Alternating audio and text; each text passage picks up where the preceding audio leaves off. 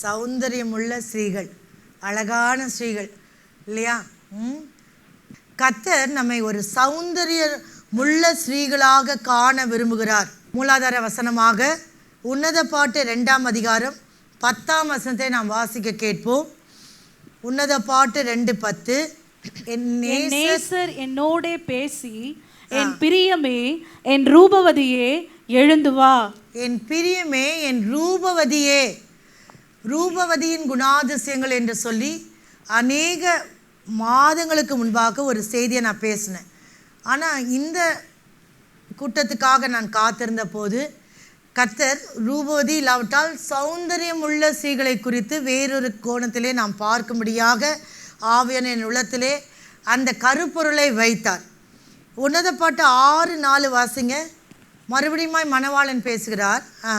என் பிரியமே நீ திர்சாவை போல் சௌந்தரியமும். போதும். என் பிரியமே நீ திர்சாவை போல் சௌந்தரியமும். திர்சா என்றால் அதனுடைய அர்த்தம் அவர் என் பிரியம். அவர் என் பிரியம். எப்படி யார் சொல்ல முடியும்னா, அவருக்கு பிரியமாய் நடக்கிறவர்கள் தான் அவர் என் பிரியம். He is my delight. அதுதான் மீனிங் ஆஃப் திர்சா. அப்போ திர்சாவை போல் சௌந்தரியம் என்றால் அவர் நம்மை என் பிரியமே என்று கூப்பிடத்தக்கதான ஒரு அழகுக்குள்ளாக, ஒரு சௌந்தரியத்திற்குள்ளாக நாம் வர வேண்டும் என்று கர்த்தர் விரும்புகிறார். அதே உன்னத பாட்டு மூலாதார வசனத்திலே 6:10 வாசிங்க. 6:10. சந்திரனை போல அழகும், சந்திரனை போல அழகும், சூரியனை போல் பிரகாசமும். அப்புறம் கடைசியில் வந்தீங்கன்னா அருணோதயம் போல உதிக்கிற இவள் யாருன்னு மணவாளன் கேட்குறாரு. இன்னைக்கு உண்மையாக நீங்கள் உதிக்கிற மணவாட்டியாக இருக்கிறீங்களா, இல்லாட்டா உதிர்ந்து போகிற மணவாட்டியாக இருக்கிறீங்களான்னு தெரில. சில பேருடைய முகம் எப்பவுமே வாடி இருக்கும். அப்படியல்ல, அருணோதயம் போல காலையில் எழும்புகிற ஒரு சூரிய பிரகாசத்தை போல நம்முடைய முகத்திலே பிரகாசம் காணப்படுவது மாத்திரமல்ல, சந்தனனை போல அழகுள்ளவளாய் நம்மை மணவாளன் காண விரும்புகிறார். ஆகவே இன்றைக்கு சௌந்தரியம் உள்ள ஸ்திரீகள் என்ற தலைப்பில் நாம் தியானிக்க போகிறோம். வேதத்திலே அநேக ஸ்திரீகள் சௌந்தரியம் உள்ளவளாக வர்ணிக்கப்பட்டிருக்கிறார்கள். நான் அழகுன்னு சொல்லும் போது 2 விதமான அழகை குறிக்கிறது. ஒன்று உள்ளான அழகு, மற்றொன்று வெளிப்புறமான இல்லாட்டால் வெளிப்புறமான அழகு. உள்ளான அழகு என்று சொல்லும்போது தெய்வீக பண்புகளையும் விசுவாசத்தையும் தைரியத்தையும் தெய்வீக குணாதிசயங்களையும் குறிக்கிறது. உள்ளான அழகுனாலே இதயத்தில் மறைந்திருக்கும் தெய்வீக சுவாபங்கள். வெளிப்புறமான அழகு என்றால் வெளி தோற்றத்தை குறிக்கிறது இல்லையா? ஆனால் வெளிப்புறமான அழகை காட்டிலும் உள்ளான அழகு மிகவும் முக்கியமானது என்பதை வேதம் நமக்கு வலியுறுத்துகிறது. ஏனென்றால் உள்ளான அழகு தேவனால் வடிவமைக்கப்பட்டு தெய்வீக சுவாபமானது ஒரு நபரின் மூலமாய் வெளிப்படுவதாகும். உள்ளதான் அழகு இருக்கும், இருதயத்தில் மறைந்திருக்கிற குணமாக தான் அந்த உள்ளான அழகு இருக்கும். ஆனால் அது கிறிஸ்துவை பிரதிபலிக்கிற குணமாய் வெளிப்படும். அதுதான் உள்ளான அழகு. அப்போ இருதயத்தில் நம்ம ஒரு வசனத்தை நம்ம வாசிப்போம். 1 பேதுரு 3ஆம் அதிகாரம் 3-4 வசனங்களிலே, 1 பேதுரு 3ஆம் அதிகாரம் 3-4 வசனங்களிலே 2 அலங்கரிப்பை குறித்து சொல்லப்பட்டிருக்கிறது. 3ஆம் வசனத்திலே புறம்பான அலங்கரிப்பு, மயிரை பின்னி பொன்னாபரணங்களை அணிந்து உயர்ந்த வஸ்திரங்களை உடுத்தி கொள்ளுதலாகிய புறம்பான அலங்கரிப்பு. அதே 4ஆம் வசனத்துக்கு வந்தீங்கன்னா மறைந்திருக்கிற ஒரு அலங்கரிப்பை நாம் பார்க்கிறோம். ஆகவே இன்றைக்கு உங்களை உயிர்த்து ஆராய்ந்து நான் புறம்பான அலங்கரிப்பை வெளிப்படுத்துகிறேனா, இல்லாவிட்டால் மறைந்திருக்கிற குணமாகிய அமைதுள்ள ஆவியாகிய சாந்தமும் அமைதுள்ள ஆவியாகிய இருதயத்தில் மறைந்திருக்கிற குணத்தை நான் வெளிப்படுத்துகிறேனா என்று சொல்லி, அது எனக்கு அலங்காரமாக இருக்குதா? எது எனக்கு அலங்காரமாக இருக்குது? நான் என்னுடைய வெளி தோற்றத்தின் மூலமாய் அலங்கரிக்க விரும்புகிறேனா, இல்லாவிட்டால் தேவனுடைய தெய்வீக சுவாபங்களை உள்ளீர்த்து கொண்டு அதை வெளிப்படுத்துகிற ஒரு நபராக இருக்கிறேனா என்று நாம் நம்மை ஆராய்ந்து பார்க்க வேண்டும். அந்த கடைசியில் அது ரொம்ப அழகாக முடியுது. 4ஆம் வசனம், அதுவே தேவனுடைய பார்வையில் விலையேற பெற்றது. புறம்பான அலங்கரிப்பை குறித்து பேதுரு சொல்லிவிட்டு 4ஆம் வசனத்தில் தேவன் ஸ்ரீகள் இடத்திலே அவர் பார்க்கிற விலையேற பெற்ற காரியம் என்னன்னா உள்ளான அழகு. இன்னைக்கு கர்த்தர் உங்களுடைய ஒவ்வொரு உள்ளத்திலும் இருக்கிற அழகை பார்க்க விரும்புகிறார். தெய்வீக சுவாபத்தை பார்க்க விரும்புகிறார். மரியாள் மார்த்தாள் எடுத்துக்கொள்வீங்க என்றால் ஆண்டவராகிய இயேசு கிறிஸ்து அவங்க வீட்டுக்கு போகிறார் இல்லையா? ஆனால் மரியாள் தேவனுடைய இயேசுவின் பாதப்படியிலே உட்கார்ந்ததின் நிமித்தமாக தன்னுடைய சாந்த குணமாகிய உள்ளான அலங்காரத்தை அன்றைக்கு வெளிப்படுத்தினாள். ஆனால் மார்த்தாள் பற்பல வேலைகளை செய்து, சில பேர் பார்க்கணுமே ஒன்றுமே செஞ்சுருக்கவே மாட்டாங்க, ஆனால் பயங்கர பிஸியாக இருப்பாங்க. அன்றைக்கி சாதாரண சாப்பாடு தான் இருக்கும், ஆனால் பார்த்தா கிச்சன்லே தான் இருப்பாங்க. ஏன்னா பற்பல வேலைகள், அதிக வேலைகளை செய்து அவள் என்ன பண்ணுறா, பாதப்படியிலே உட்காராதது நிமித்தமாக மிகவும் வருத்தம் அடைந்து அங்கே. ஆனால் மரியாளையும் மார்த்தாளையும் பார்க்கும்போது ஆண்டவராகிய இயேசு கிறிஸ்து மார்த்தாள் செய்த வெளிப்படையான வேலைகளை அவர் கண்ணோக்கவில்லை. அதை காட்டிலும் மரியாளுக்குள்ளாக இருந்ததான சாந்தமான குணம். ஏன்னா மாத்தா என்ன சொல்கிறா, ஆண்டவரே என்ன சொல்கிறா, இந்த சகோதரி என்னோட என்ன சேர்ந்து என்ன பண்ணல, எனக்கு உதவி செய்யலை, உங்கள் கவலை இல்லையா, என்னை தனியாக சமைக்க விட்டுட்டாளே என்று சொல்லும்போது கூட மரியாள் என்ன பண்ணல, வாயை திறக்கவே இல்லை. அவருடைய சாந்தமும் இதயத்திலே மறைந்திருக்கதான அமைதலான ஆவியை காத்து கொண்டாள். எப்படிப்பட்டவர்கள் அப்படி அமைதலான ஆவியை காத்து கொள்ள முடியும் என்றால் இயேசுவின் பாதப்படியில் உட்கார்றவங்க என்ன வந்தாலும் பார்த்துக்குவாங்க. இயேசுவின் பாதப்படியில் உட்கார்றவங்கள நீங்கள் என்னதான் கோபப்படும்படி தூண்டி விட்டாலும் அவங்க கவலையே பட மாட்டாங்க. அவங்க மேலே பழி சுமத்தினாலும் கவலைப்பட மாட்டாங்க. அவங்களுக்கு விரோதமாக பேசினாலும் கவலைப்பட மாட்டாங்க. ஏன்னா அவங்களுக்குள்ளே என்ன இருக்குது, இயேசுவின் பாதத்தில் உட்கார்ந்து இயேசுடைய முகத்தை தரிசித்து அவங்க உள்ளத்திலும் அவங்களுடைய முகத்திலும் ஒரு மாற்றம் ஏற்பட்டு விட்டது. அப்போ ஒவ்வொருத்தையும் நம்ம ப்ரேயர் கிளாஸ் இல்லாவிட்டா நம்ம ஜெப அறைக்கு போகும்போது ஆண்டுடைய சமூகத்தில் நம்ம உட்கார மாதிரி தான் இருக்கும். அங்கே அநேக பரிமாற்றங்கள் நடக்கிறது. உங்களுக்கு தெரியுமா, அவருடைய முகத்தின் பிரகாசம் நம்ம மேலே உதிக்கிறது, அவருடைய குணாதிசயங்கள் நம்முடைய உள்ளத்துக்குள்ளாய் வருகிறது. அதனால் இயேசுவின் பாதத்தருகே உட்காருகிற அந்த மரியாளை போல இருப்பீர்கள் என்றால் ஒரு மறைந்திருக்கிற குணமாகிய சாந்தம் கட்டாயம் வெளிப்படும். சில பேர் நல்லா ஜெபிச்சுட்டு வந்தவொடனே தான் பிசாசு அன்றைக்கி நிறைய பேரை எழுப்பி வச்சுருப்பான். ஆனாலும் ஜெபிக்கிறவள் என்ன பண்ண மாட்டாங்க, ஒரு நாளும் போராடவே மாட்டாங்க, எந்த மனுஷோடையும் போராடவே மாட்டாங்க, அமைதலாக இருப்பாங்க. சில ஜெபிக்கிற சகோதரிகளை நான் கண்டிருக்கிறேன். அவங்க ஊழியமே ஜெப ஊழியம்தான், மறைந்து இருப்பாங்க. அவங்க ஜெபிக்கிறது கூட அநேகருக்கு வெளிப்படாது. ஆனால் அவங்க மறைந்து ஜெபித்து விட்டு அவருடைய குடும்ப சூழ்நிலை அவள் சந்திக்கிற விதமே வேறு விதமாக இருக்கும். அதனால தான் ஆண்டவராகிய இயேசு கிறிஸ்து மரியாளை பார்த்து என்ன சொல்கிறார், அவர் சாட்சி கொடுக்குறார், இவள் என்னை விட்டு எடுப்படாத நல்ல பங்குன்னா அவளுக்குள்ளே நான் என்ன பார்க்குறேன், சாந்தத்தை பார்க்குறேன், மன அமைதியுள்ள ஆவியை பார்க்குறேன். இன்றைக்கி புருஷன் ஒரு வார்த்தை சொன்னால் 9 வார்த்தை சொல்லாமல் நம்ம நிறுத்துறதே இல்லை. அது அமைதியுள்ள ஆவியா? நம்ம அதிகமாக தூண்டப்பட்டாலும் அங்கே தான் சோதனையே. சில பேர் சொல்லுவாங்க, எல்லாம் நல்லா இருந்தால் நானும் அமைதியாக இருப்பேன், என்னை யாராவது தீண்டிட்டாங்கன்னா என்ன பண்ணுவேன், உள்ளே இருக்கிறது எரிமலையாக வெடிக்கணுவாங்க. அப்படி அல்ல. கர்த்தருடைய சமூகத்திலே தொடர்ந்து காத்திருக்கும் போது கர்த்தர் உங்களுக்கு கிருபையை தருவார். இன்றைக்கி எத்தனை பேர் கேட்க முடியும், ஆண்டவரே அந்த மன அமைதியை தாங்க, சாந்தத்தை எனக்கு தாங்க. அப்போ அவள் மார்த்தாள் பதறி பேசி குற்றம் கண்டுபிடித்தாலும் இயேசுடைய கண்கள் மரியாள் மீது பட்டு அவளை அதிகமாய் மெச்சி கொண்டார். உங்களுக்கு நன்றாக தெரியும், தேவன் என்ன எதை பார்க்குறாரா, உள்ளத்தை பார்க்கிறார். மனுஷன் எப்பொழுதுமே தேவன் உள்ளத்தை பார்க்கிறார். மனுஷன் என்ன பண்ணுவார், எப்பொழுதுமே முகத்தோற்றத்தை பார்த்து அவங்க நியாயம் தீர்த்துருவாங்க. ஆனால் நம்முடைய தேவன் நம்முடைய உள்ளத்தின் ஆழத்தில் இருக்கிற நம்முடைய உண்மையும் நம்முடைய உண்மையான குணாதிசயங்களை காண்கிறார். அதனால் உங்களுடைய வெளி தோற்றத்தை கண்டு மனுஷன் உங்களை நியாயம் தீர்க்கும் போது கவலையப்பட வேண்டாம். ஆண்டவரே நீர் என்னுடைய உள்ளத்தை அறிவீர். எத்தனை பேர் இன்றைக்கு சொல்ல முடியும், அந்த உள்ளம் உங்களுக்கு தெரிஞ்சால் போதும் கர்த்தாவே. சில சமயத்தில் நம்மை நாமே நீதிகரிக்க விரும்புகிறோம், அப்படி அல்ல.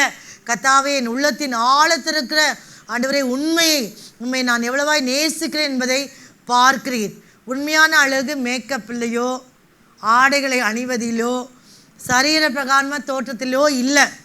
ஆனால் தேவனை நேசித்து அவரை பின்பற்றுகிற இருதயமே உண்மையான அழகாகும். எத்தனை பேர் எனக்கு சொல்ல முடியும், கர்த்தாவே என்னுடைய இருதயத்தின் ஆழத்தை நீர் பார்த்து என்னை குறித்து ஒரு சாட்சி சொல்லணும் என்று சொல்ல வேண்டும். நம்ம ஒரு சில வேறுபாடுகளை நாம் பார்க்கலாம். உள்ளான அழகு, வெளிப்புறமான அழகு. உள்ளான அழகு எப்போதுமே ஆவிக்குரிய அழகு. வெளிப்புறமான அழகு சரீர பிரகாரமான அழகு. ரெண்டாவது, உள்ளான அழகு தெய்வீக சுவாபத்தை குறிக்கிறது. வெளிப்புறமான அழகு வெளி தோற்றத்தை குறிக்கிறது. மூன்றாவது வித்தியாசம் என்னென்னா நிரந்தரமானது. உள்ளான அழகு ஆவிக்குரிய அழகு நிரந்தரமானது. வெளிப்புறமான அழகு உங்களுக்கே தெரியும், நிரந்தரம் மற்றது. நான்காவது, உள்ளான அழகு நிலைத்திருக்கும். ஆனால் வெளிப்புறமான அழகு காலப்போக்கில் வாடி போகும். ஐந்தாவது, உள்ளான அழகு கிறிஸ்துவை பிரதிபலிக்கும். ஐந்தாவது, கிறிஸ்துவை பிரதிபலிக்கும். வெளிப்புறமான அழகு தன்னுடைய சரீரமான அழகை தான் வெளிக்காட்டும். கிறிஸ்து அங்கே பிரதிபலிக்க முடியாது. ஆறாவது, அழியாதது. ஆவிக்குரிய அழகை, உள்ளான அழகை என்ன பண்ண முடியாது, அழிக்க முடியாது. ஆனால் அது அழியக்கூடியது. ஏழாவது, மனப்போக்கை வெளிப்படுத்துகிறது. உள்ளான அழகு மனப்போக்கை வெளிப்படுத்துகிறது. ஆனால் வெளிப்புறமான அழகு மன விருப்பத்தை, நம்ம எப்படியா இருக்கணும் அதை தான் நம்ம காமிக்க விரும்புகிறோம் இல்லையா. அந்தந்த இடத்துக்கு ஏற்ற மாதிரி தோற்றங்கள் மாறிக்கொண்டே வரும் பார்த்தீங்களா. நம்முடைய மன விருப்பம் இப்படி இருக்கணும், அப்படி இருக்கணும். ஏனென்றால் அது வெளிப்புறமான அழகு. எட்டாவது, அது இருதயத்திலிருந்து பிறக்கிற தேவனோடு வைத்துள்ள உறவினால் பிறக்கிற அழகு தான் உள்ளான அழகு. தேவனோடு எவ்வளோக்களவு உறவு வைத்துக் கொள்ளீர்களோ அவ்வளவுக்களவு உள்ளான அழகு உங்களுக்குள்ளாய் அதிகமாக பிரகாசிக்கும். இந்த இடத்துல வெளிப்புறமான அழகில் ஆள் தத்துவத்திலேருந்து பிறக்கிறது. தோற்றம், நம்முடைய ட்ரெஸ்ஸு, நம்முடைய ஸ்டைலு, இது மூலமாக தான் என்ன பண்ணுது, வெளிப்புறமான அழகு காண்பிக்கப்படுகிறது. ஒன்பதாவது, விசுவாசத்திலேருந்து உருவாக்கப்படுகிறது தான் உள்ளான அழகு. கர்த்தரை அதிகமாய் விசுவாசித்து இருக்கும்போது அதை நம்ம தொடர்ந்து பார்க்க போகிறோம், உருவாக்கப்படுகிறது. ஆனால் வெளிப்புறமான அழகு மாறிக்கிட்டே இருக்கும்.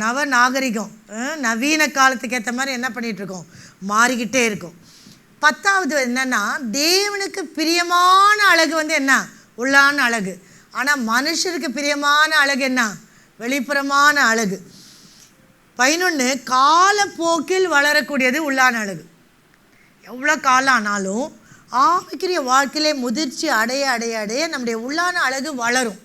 ஆனால் வெளிப்புறமான அழகு வயதாக ஆக என்ன ஆகுது, இங்கே இப்படி கோடு வருது, பல்லு விழுது, முடி நரைக்குது. அப்படியே என்ன வயதாக வயதாக அந்த அழகு முற்றிலுமாய் அழிந்து விடுகிறது. 12வது, சமாதானத்தை தரக்கூடியதான் உள்ளான அழகு. நீங்கள் ஒரு அமைதி, ஒரு சாந்தத்தை நீங்கள் வெளிப்படுத்தி பாருங்கள், உங்களுக்கும் உள்ள சமாதானமாக இருக்கும், உங்களை சுற்றியுள்ளவர்களுக்கும் அது சமாதானமாய் மாறும். ஆனால் இங்கே வெளிப்புறமான அழகு கவர்ந்து இழுக்கக்கூடியது, மற்றவர்களை கவர்ந்து இழுக்கக்கூடியது. கடைசியாக 13வது, நம் உள்ளான அழகை நம்முடைய உள் உணர்விலே உணரலாம். ஏனென்றால் அது வாழ்க்கையை மாற்றுகின்றது. உள்ளான அழகை நாம் உள்ளிலே நாம் உணர முடியும், அது வாழ்க்கையை மாற்றும். ஆனால் இங்கே வெளிப்புறமான அழகை வெளியில் கொஞ்ச நேரம் ரசிக்கலாம் இல்லையா. அதுக்கப்புறம் அது ஆனால் வாழ்க்கை ஒருபோதும் மாற்றாது. அதை நம்மை தேவனை விட்டு தூரம் கொண்டு போகுமே ஒழிய கர்த்தரிடத்திலே கொண்டு வராது. ஆகவே இப்படிப்பட்ட வேறுபாடுகளை மனதில் வைத்துக்கொண்டு, ஆண்டவரே நான் எப்படி உள்ளான அழகை பெற்றுக்கொள்வது என்று சொல்லி நாம் பார்ப்போம். கணிசமான நேரத்தை, முதலாவது நம்ம ஜெபத்துக்கென்று கணிசமான நேரத்தை செலவழிக்க வேண்டும். ஏன்னா ஏற்கனவே சொன்னது போல் தேவனோடு உள்ள உறவினால் தான் என்ன உண்டாகுது, உள்ளான அழகு உண்டாகுது. அடுத்தது, அமைதியான ஆவியை பழக்கப்படுத்தி கொள்ளணும். சில பேருக்கு எனக்கு இப்படி தான் இருக்கும், இப்படி தான் இருப்பேன், என்னை யாராவது சொன்னாங்க, அப்படி இல்லை ஆண்டவரே இந்த சூழ்நிலை எனக்கு அமைதியான ஆவியை நான் பழக்கப்படுத்தி கொள்ள விரும்புகிறேன். சாந்தமாக பேசுங்க, கடினமான வார்த்தையில் தவிர்த்திடுங்க. இப்படிப்பட்டான காரியங்களுக்கு முக்கியத்துவம் கொடுக்கும்போது கர்த்தர் உள்ளான அழகை இன்னும் அதிகமாய் வளர செய்வார். 3வது, தாழ்மையை தெரிந்து கொள்ளுங்க. இந்த உலகத்தில் நம்ம கொஞ்ச நாள் தான் வாழ போகிறோம் இல்லையா. அந்த தாழ்மை நம்முடைய உள்ளத்தின் ஆழத்திலிருந்து வெளியே வரத்தக்கதாக தாழ்மையை நாம் தெரிந்து கொள்ள வேண்டும். எல்லாவற்றையும் செவி கொடுத்து ஆண்டவருடைய சத்தத்தை கேட்டு கற்றுக்கொள்ள ஆயத்தமாக இருக்க வேண்டும். 4வது, நான் உண்மையாக சொல்லப்போனால் உள்ளான அழகு தான் உண்மையான பலன் இல்லையா? அமெரிக்கும் நம்பிக்கையுமே உங்கள் பலன் சொல்லப்பட்டிருக்குது. அதுதான் உண்மையான பலனே, அதுதான் உண்மையான மதிப்பே. உங்களை மதிப்பிடுகிறது உங்களுடைய வெளித்தோற்றத்தின் அழகு அல்ல, உங்களுடைய உள்ளான அழகை வைத்து தான் ஆவியானவர் உங்களை மதிப்பிடுகிறார். இந்த என்னுடைய மகள் என் பிரியம் என் ரூபதி என்று எப்பொழுது சொல்லுவார் என்றால் இந்த உள்ளான அழகை பார்த்து. அப்புறம் இருதயத்தை நம்ம அதிகமாக காத்து கொள்ளணும். இருதயத்தை காத்து கொண்டு தூய்மையான இருதயத்தை வைக்கும்போது உள்ளான அழகு அந்த தூய்மையான இருதயத்திலிருந்து வெளிப்படும். இன்றைக்கு 3 சகோதரிகள் இல்லாவிட்டால் 3 ஸ்திரீகளை குறித்து நாம் பார்க்க போகிறோம். உள்ளான அழகுள்ள 3 ஸ்திரீகள். முதலாவது சாராள், 2வதாக ரெபேக்காள், 3வதாக எஸ்தர். முதலாவதாக சாராள். சாராள் ஆபிரகாமின் மனைவியாகிய சாராளை குறித்து நாம் ஆதியாகமம் 12ஆம் அதிகாரம் 11ஆம் வசனத்திலே நாம் வாசிப்போமாக. அவன் எகிப்துக்கு சமீபமாய் வந்தபோது தன் மனைவி சாராயை பார்த்து, நீ பார்வைக்கு அழகுள்ள ஸ்திரீ என்று அறிவேன். அப்ப என்ன அர்த்தம் என்றால், சாராள் பார்வைக்கு அழகுள்ள ஸ்திரீயாய் காணப்பட்டாள். ஆனால் 1 பேதுரு அவளுக்குள்ளாக உள்ளான அழகாகிய ஒரு முக்கியமான ஒரு குணம் இருந்தது. அதை 1 பேதுரு 3ஆம் அதிகாரம் 5-6 சாராளை குறித்து வாசிக்கிறோம். இங்கே அழகான பார்வைக்கு அழகுள்ள ஸ்திரீ தான், ஆனால் அந்த அழகு உள்ளான அழகு என்பதை 1 பேதுரு 3ஆம் அதிகாரம் 5-6 வசனங்களிலே நாம் வாசிக்கிறோம். வாசிங்க. இப்படியே பூர்வத்தில் தேவனிடத்தில் நம்பிக்கையாய் இருந்த பரிசுத்த ஸ்திரீகளும் தங்களுடைய புருஷர்களுக்கு கீழ்ப்படிந்து தங்களை அலங்கரித்தார்கள். புருஷனுக்கு கீழ்ப்படியதை பற்றி மாத்திரம் பேசாதீங்கன்னு வாங்க. இப்போ இந்த நவீன காலத்தில் யங் மேரிட்ஸ்க்கு மீட்டிங் எடுத்தேன் நான். ஐ திங்க் ஒரு 3 வருஷம் எடுத்தேன். என்ன ஒரே அடங்கி இருக்கணுன்றீங்க, கீழ்ப்படியணுன்றீங்க, வேறு மெசேஜ் இல்லைன்னா அதான் உங்களுக்கு மெசேஜ்னு சொன்னேன். ஆனால் அநேகர் அதை பிற்பாடு ஏற்றுக்கொண்ட பிறகு அது எங்களுக்கு ஆஸ்வாதமாக இருந்ததுன்னு சொல்கிறாங்க.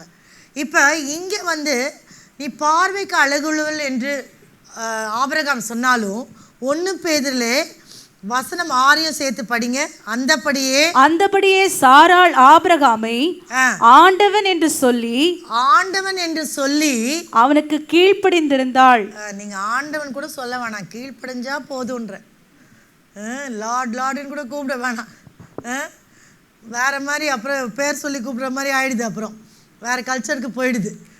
ஆண்டவன் கூப்பிட்டு அப்புறம் பேர் சொல்லி கூட அனுப்பிச்சிடுறாங்க. அப்போ பிள்ளை கூப்பிட்றதும் மனைவி கூப்பிட்றதும் ஒன்றா இல்லையே. ஆண்டவன் என்று சொல்லி முக்கியமாக அங்கே என்ன சொல்லப்பட்டிருக்கிறது, அவனுக்கு கீழ்ப்படிந்திருந்தாள் இருக்கா. அப்போ இப்படி சாராளுடைய உள்ளான அழகு என்னவென்றால் கீழ்ப்படிதல் தான் அவளை உள்ளான அலங்காரமாய் வைத்து கொண்டது. 1 பேதுரு 3ஆம் அதிகாரத்தில் முதல் வசனத்திலே அவர் தொடங்குறாரு. என்ன தொடங்குறாரு? அந்தபடி மனைவிகளே உங்கள் சொந்த புருஷருக்கு. சில பேர் இந்த சாப்டர் வந்தால் அப்படியே ஸ்கிப் பண்ணுறாங்க. ஏன்னா ஏற்கனவே மனப்பாடமாக தெரியுமா. ஏன்னா அது படித்தா உணர்த்து தான் என்னென்னவோ பண்ணுது. ஏன்னா சில சமயம் கீழ்ப்படிவாங்க, சில சமயம் அது மழுங்கி போயிடுச்சு. என்ன ஆயிடுதுன்னா ரொம்ப கேஷுவலாக எடுத்துக்கிறாங்க ஹஸ்பண்ட்ஸை. நம்ம வீட்டுக்காரர் தானே, எப்படி வேணால் பேசலாம். அப்படி அல்ல. நமக்கு இன்றைக்கு வரைக்கும் கர்த்தர் நம்மளத்தில் எதிர்பார்க்கிறது என்னென்னா, நாம் ஒரு நல்ல பதவியில் இருந்தாலும், உங்களுடைய கணவனை விட நீங்கள் ஆவிக்கிற நிலைமையில் இருந்தாலும், உங்களுக்கென்று கொடுக்கப்பட்ட கணவன்மார்களை நீங்கள் என்ன பண்ணணும்? கீழ்ப்படியணும். ஒருவேளை கல்யாணமாகாத பிள்ளைகள் இருப்பீர்கள் என்றால் இதுவும் உங்களுக்கு ஆலோசனையாக வருகிறது. ஏனென்றால் இன்றைக்கு நான் ஊழியர் செய்கிறேன், பாஸ்டர் ஊழியர் செய்கிறாங்க. ஆனால் சில காரியங்கள் என்று வரும்போது என்னை அர்ப்பணித்து அவங்களிடத்துல ஒரு காரியம் நான் கேட்காம செய்யவே மாட்டேன். அவங்க சொல் வார்த்தையும் நான் மிஞ்ச மாட்டேன். அதனால்தான் கர்த்தர் என்னுடைய தனிப்பட்ட சகோதரி மத்தியில் இருக்கிற ஊழியத்தை கிருபையாய் ஆசீர்வதித்திருக்கிறார். இல்லையா? இப்போ நானும் ஊழியம் செய்கிறேன், நீங்களும் ஊழியம் செய்கிறேன். இப்போ ஈக்குவல் ரைட்ஸ் இல்லை. இப்போ நீங்கள் உலகத்தில் எடுத்துட்டிங்கன்னா மேனும் உமனும் என்ன சொல்கிறாங்க? ஈக்குவல்ன்றாங்க. அப்படி அல்ல. இது ஆவிக்குரிய கலாச்சாரத்திலே நாம் புருஷருக்கு கீழ்ப்படிந்து இருக்க வேண்டும். 2வது வசனம் என்ன? போதனையே பண்ணக்கூடாது. சில பேர் இருக்காங்களே, அன்பிலீவிங் ஹஸ்பண்ட் இருந்தாங்கன்னா, அவிஸ்வாசிகள் இருந்தாங்கன்னா சும்மா சொல்லிகிட்டே இருப்பாங்க. வரீங்களா, கூட்டத்துக்கு வரீங்களா, நீங்கள் விக்கிரத்தை போய் அப்படி அல்ல. போதனை இல்லாமலே உங்களுடைய கீழ்ப்படுதலின் அந்த காரியத்தை பார்த்தே வாய் பேசாமலே என்ன பண்ணிடுவாங்களாம்? ரட்சிக்கப்பட்டுருவாங்க. அப்போ போதனை இன்றின்னு சொல்கிறது என்னன்னா, வாய் திறந்து பேசி நாம் சில காரியங்களை நம்முடைய கணவன் மாரிடத்திலே மாற்ற முடியாது. ஆனால் கீழ்ப்படுதலின் மூலமாக சில காரியங்களை என்ன பண்ண முடியும்? மாற்ற முடியும். அவருடைய மனப்போக்கு மாறும். அவர்கள் உங்களை ஸ்ட்ரிக்டாக நடத்தும் போது சில காரியங்களை விட்டு கொடுக்கக்கூடியதான மனப்போக்கு மாறும், அவளுக்குள்ளாய் வரும். அதனால் நீங்கள் கீழ்ப்படிந்திருங்கள் என்று சொல்லி திட்டோட்டமாய் பேசுகிறோம். அதில் ஒரு சில குறிப்புகளை நாம் பார்ப்போம். இந்த சாராளுடைய கீழ்ப்படுதல் விசுவாசத்தில் வேரூன்றிய ஒரு கீழ்ப்படுதல் என்று சொல்லி முதல் குறிப்பாக நான் பேசுகிறேன். விசுவாசத்தில் வேரூன்றிய கீழ்ப்படுதல் எப்படின்னு கேட்பீங்க. ஆதியாகமம் 12 அதிகாரம், நீங்கள் 8-9 வசனங்கள் நமக்கு வாசிக்க நேரம் இல்லை. ஆதியாகமம் 12 அதிகாரத்திலே முதல் அந்த விசுவாசத்திலே வேரூன்றி கீழ்ப்படிந்தாள், சாராள் கீழ்ப்படிந்தாள் என்பதற்கு நான் ஒரு குறிப்பாக ஆதியாகமம் 12:8-9 சாராள் தன் கணவனை பின்பற்றினாள். எப்பன்னா, கர்த்தர் ஆபிரகாமை நோக்கி நீ இந்த ஊர் தேசத்தை விட்டு நீ புறப்பட்டு போக வேண்டும் என்று சொன்ன போது யாருக்கு கொடுக்கப்பட்ட கட்டளை?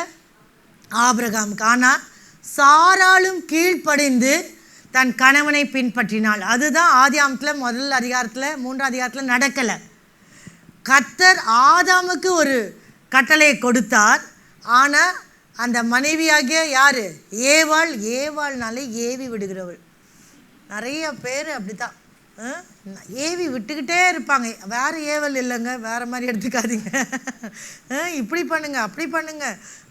ஏவி விடுறது காரியம் இல்லை. ஆனால் அந்த ஆதாம் சொன்ன கட்டளையை ஏவாள் பின்பற்றவில்லை. ஆனால் ஆபிரகாமுக்கு தேவன் சொன்ன வார்த்தையில் அவள் பின்பற்றி, ரொம்ப ஈஸி இல்லைங்க, எல்லாத்தையும் எடுத்துகிட்டு போன்றாரு. பெரிய ஆடு மாடுகள் எல்லாம் இருந்தது. நம்ம அவங்க இடத்துல இருந்திருந்தா, சாராவுடைய இடத்துல இருந்திருந்தா என்ன சொல்லுவோம்? என்ன இவ்வளோ, என்ன ஆண்டவர் இப்படி பேசுகிற, எங்கே போகிறதுன்னு தெரில. நீங்கள் 2 பேரும் சமயம் கிளம்பும் போது எங்கே போகிறோன்னு கேட்டே தொலைச்சிக்கிட்டே போவீங்கள்ல.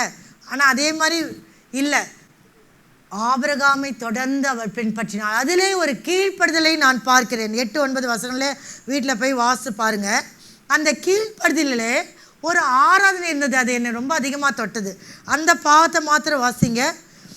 அவங்க கிளம்பிட்டாங்க, அவ்விடம் விட்டு பெயர்ந்து ஒரு கூடாரம் போடுறாங்க. 8ஆம் வசனம் ஆதியாம் 12:8 கூடாரம் போட்டு பலிபீடத்தை கட்டி கர்த்தருடைய நாமத்தை தொழுது கொள்கிறாங்க. அப்போ அந்த ஆராதனை, அந்த கீழ்ப்படுதலே ஒரு ஆராதனையின் ஆவி இருந்தது. ஒரு முறுமுறுப்பின் ஆவி இல்லாமல் அந்த கீழ்ப்படுதலே ஒரு ஆராதனையின் ஆவி இருந்தது. இன்றைக்கி எத்தனை பேர் அப்படி சொல்ல முடியும்? ஆண்டவர் என்னை கீழ்ப்படிய சொன்னால் அதுக்காக நான் கர்த்தருக்கு என்ன பண்ணுவேன்? நான் ஒரு பலிபீடம் கட்டி ஆண்டவரை தொழுது கொள்வேனே அல்லாமல் நான் முறுமுறுக்க மாட்டேன், வேண்டாத வார்த்தைகளை பேச மாட்டேன்.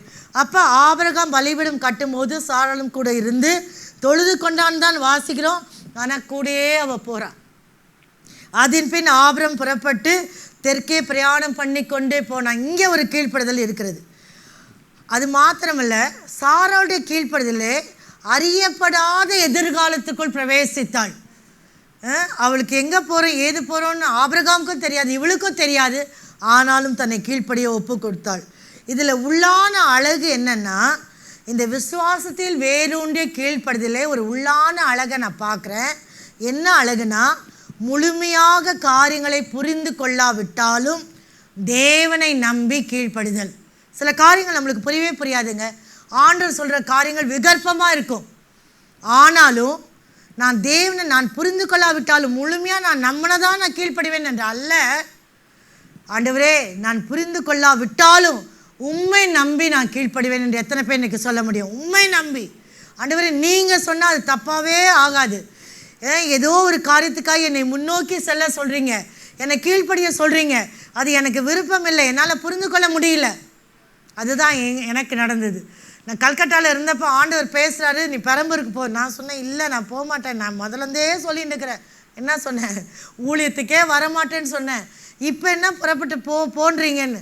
உடலையே நீ புரிந்து கொள்ளாவிட்டாலும் இப்போ நடக்குது உனக்கு தெரியாது, பின்னால் தெரியும்னு சொல்லி நீ ஒப்புக்கொடுன்னு என்னோட பேசுகிறார். அப்போ நான் உட்கார்ந்து அழுது ஜெபித்து அதற்கு பிறகு கீழ்ப்படிந்த பிறகுதான் நான் அதோடைய நன்மைகளை அறுக்க முடிந்தது. இன்றைக்கி எத்தனை பேர் என்ன சொல்கிறோன்னா, நிறைய பேர் என்ன சொல்கிறேன்னா, கீழ்ப்படுதலை நான் ஃபுல்லாக புரிஞ்சு கொண்டாதான் சூழ்நிலையை புரிஞ்சுக்கணும், ஆளை புரிஞ்சுக்கணும், அதுக்கப்புறம் தான் நான் உங்களுக்கு கீழ்ப்படிவேன்னு சொன்னீங்கன்னா கர்த்தர் உங்கள் பட்சத்திலே கிரியை செய்ய முடியாது. ரெண்டாவது, சாராளுடைய கீழ்ப்படுதல் மரியாதை உள்ள மனப்போக்கோடு இருந்தது. என்னன்னா இதில் என்னன்னா, அவள் ஆபிரகாமுடைய தலைமைத்துவத்தை ஆதரித்தாள்.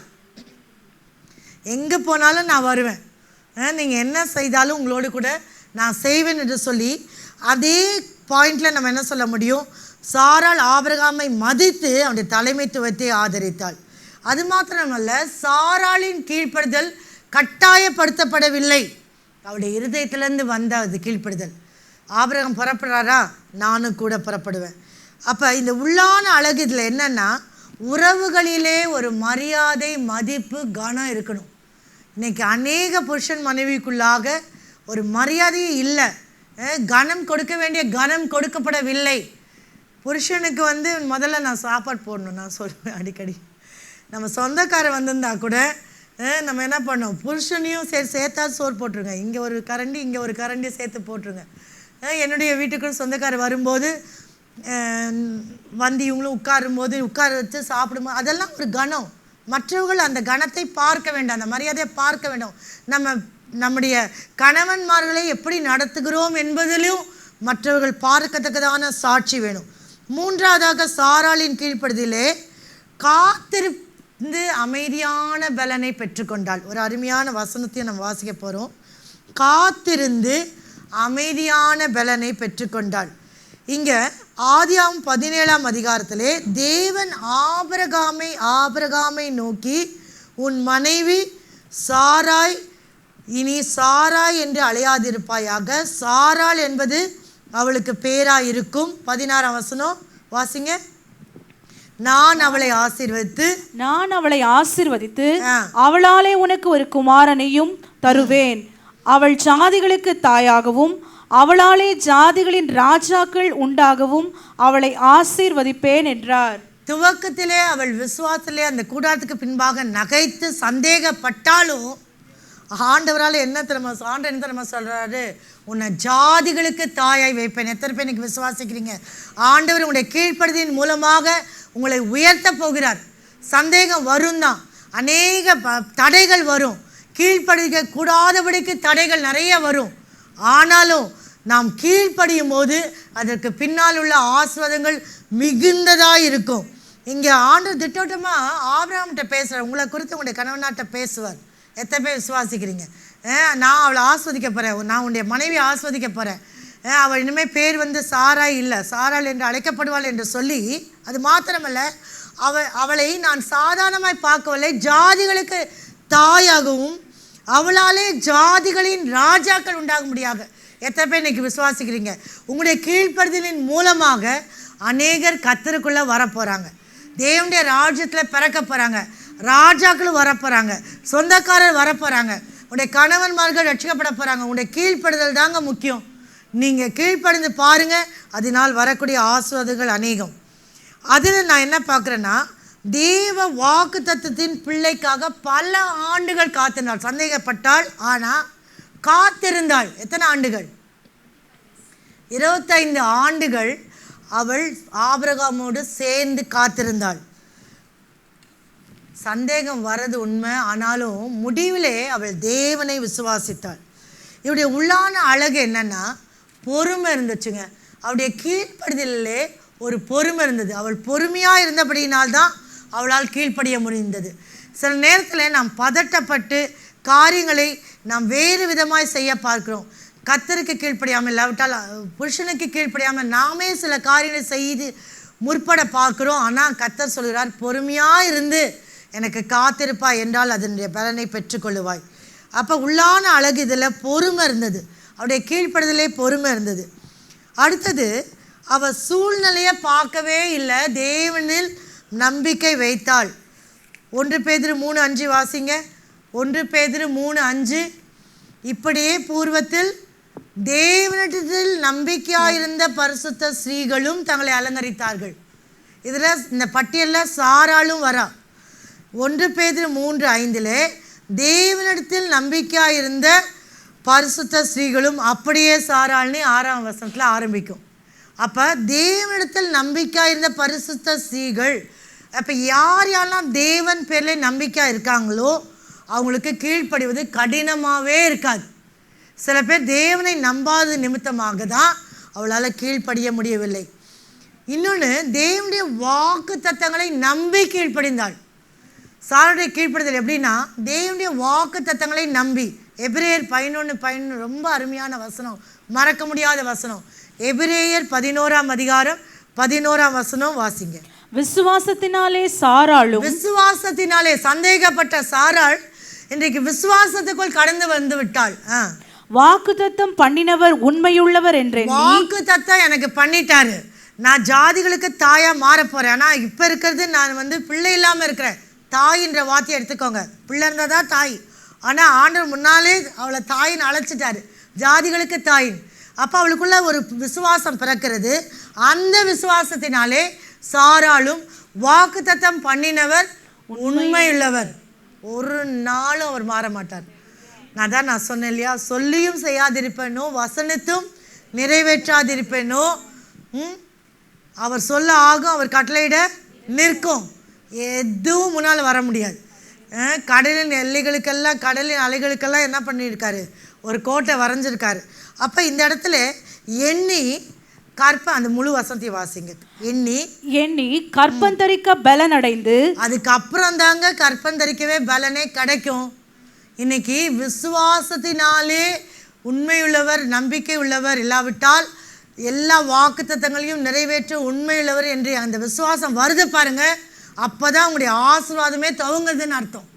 கற்பம் தரிக்க பலன் அடைந்து, எந்த விஷயத்தில் அவள் கற்பம் தரிக்க முடியாமல் கஷ்டப்பட்டாலோ, ஆனால் அவள் கீழ்ப்படுதலோடு கூடிய விசுவாசம் இருந்துச்சு பாருங்க, உடனடியாக கற்பம் தரிக்க பலன் அடைந்து பிள்ளை பெற்றாள் என்று முடியும். ஆசீர்வாதம் நிறைவாயிடுச்சு. இன்னைக்கு ஒரு வேளை சந்தேகத்தோடு வந்திருக்கிற அருமையான சகோதரியே கர்த்தர் உங்களிடத்தில் பேசுகிறார். உங்களுக்கு என்னுடைய நிலைமை தெரியாது, இந்த சூழ்நிலை மாறவே மாறாது, என் பிள்ளை மாறவே மாட்டாங்க, இப்படியெல்லாம் என்னுடைய கணவனால் மாற மாட்டாங்கன்னு நினைக்கிறவங்க சந்தேகத்திலே இருந்தீங்கன்னா இன்றைக்கு சொல்லுங்கள், என்னுடைய சூழ்நிலையை நான் பார்க்க மாட்டேன், தேவன் உண்மையுள்ளவர். ஹல்லேலூயா. என்னை அழைத்தவர் உண்மையுள்ளவர், எனக்கு வாக்கு தத்தம் பண்ணினவர் வாக்கு மாறாதவர், வாக்கு தத்தம் செய்தவர் வாக்கு மாறவே மாட்டார். அதனால் அது அவர் உண்மையில் என்று நினச்சேன்னா நான் விசுவாசத்தோடு கீழ்ப்படிவேன், காரியங்கள் விரோதமாக இருந்தாலும். ஆகவே தேவனுடைய வாக்கு தத்தத்தை நம்பினால் வந்த ஒரு கீழ்ப்படுதல்னால அவள் ஆசீர்வாதத்தை ஈசாக்கை பெற்றுக்கொண்டாள். இங்கே உள்ளான அழகு என்னென்னா, பயத்திற்கு பதிலாக தேவன் பேரில் வைத்த நல்ல நம்பிக்கை. பயப்படாதீங்க, சூழ்நிலையை பார்த்து பயப்படாதீங்க, சந்தேகப்படாதீங்க, அவிசுவாசப்படாதீங்க, நல் நம்பிக்கை, கான்ஃபிடென்ஸ் சொல்லுவாங்க. ஆண்டவர் மேலே கான்ஃபிடென்ஸ் வந்துருச்சுன்னா ஒருவரும் அந்த நம்பிக்கையை தளர பண்ண முடியாது. ஒரு பயமில்லாத ஒரு தைரியம். அடுத்தது 1 பேதுரு 3:6 அதே வசனத்தில், பயப்படாதிருந்தீர்களானால் அவளுக்கு பிள்ளைகளாயிருப்பீர்கள். என்ன போட்டிருக்கு வாசிங்க. 1 பேதுரு 3:6. அவளுடைய கீழ்ப்படுதலே பயமில்லாத தைரியம். நீங்கள் நன்மை செய்து ஒரு ஆபத்துக்கும் பயப்படாது இருந்தீர்களானால், ஒரு ஆபத்துக்கும் பயப்படாது இருந்தீர்களானால் அவளுக்கு பிள்ளைகளாயிருப்பீர்கள். எப்படி இருக்கு பார்த்தீங்களா? சாராலே உங்களுக்கு தாயா மாறிடுவாங்களாம். அவங்க அப்படிப்பட்ட ஒரு விசுவாச உச்சக்கட்டத்தை அடைந்து அவளுக்கு பிள்ளைகளாய் மாறுகிறதான ஒரு விசுவாச வீராங்கனையாய் நாம் மாறும்படியாக சாராலே நம்மளுக்கு சாட்சியாக வந்துடுவாங்க. அப்போ இன்னைக்கு சாரால் நமக்கு சாட்சியாக இருக்கும்போது நம்முடைய வாழ்க்கை அநேகருக்கு சாட்சியாய் மாற வேண்டும் என்றால் கீழ்ப்படிந்து நாம் தேவனை விசுவாசிக்க வேண்டும். உள்ளான அழகு தைரியம். ஆகவே இன்னைக்கு நீங்கள் சொல்லுங்கள், ஆண்டவரே சாராள் நிறைய தவறுகளை செய்தது உண்மைதான், ஆனாலும் தேவன் அவளை ஜாதிகளுக்கு தாயாகவும் எல்லா ராஜாக்கள் அவள் மூலமாய் பிறக்கிறதாயும் பார்த்ததான வேளையிலே அவள் விசுவாசித்து ஒரு விசுவாசத்தின் பட்டியலில் வந்துட்டான். விசுவாச பட்டியல் எங்கே இருக்குது? விசுவாச வீரர்கள் பட்டியல் எங்கே இருக்குது? எபிரேயர் 11ஆம் அதிகாரத்தில் 11ஆம் வசனத்தில் அவள் பேர் வந்துருச்சு. இன்றைக்கி நீங்கள் சொல்லுவீங்க, எனக்கு எந்தவித விமோசனம் இல்லை, இந்த சந்தேகத்திலே நான் இருந்து இப்படியே நான் மாண்டு போயிடுவேன், எனக்கு எதுவும் நடக்க போகிறது இல்லைன்னு சொல்வீங்க. ஆனால் விசுவாச வீரருடைய பட்டியலில் கர்த்தர் உங்களை பார்க்குறாரு, ஜாதிகளுக்கு தாயாக பார்க்குறாரு.